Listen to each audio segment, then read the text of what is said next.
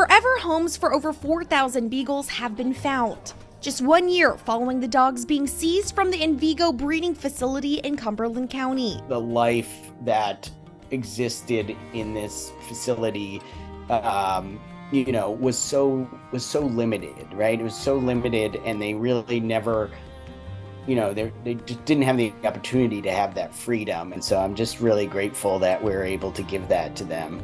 Adam Periscandalo with the Humane Society of the United States helped lead the charge with finding rescues across the country to take in the dogs. He even adopted one of the beagles. He's full of energy. He's a happy-go-lucky guy. In May of 2020, the Department of Justice sued Envigo, citing that they were not providing humane care to the dogs. PETA's investigation found the dogs were all born in cages and never socialized. PETA claimed if the dogs hadn't been saved, they would have been shipped across the world for experimentation and then killed. Envigo denied those claims, but 2 months later agreed to stop and turn over the dogs. Periscandalo says he remembers the moment well when the Humane Society of the United States was tasked with rescuing the dogs and finding other rescue shelters to place them across the country to rehome. It was kind of a mix of emotions. Not gonna lie, it was also a bit of a daunting task.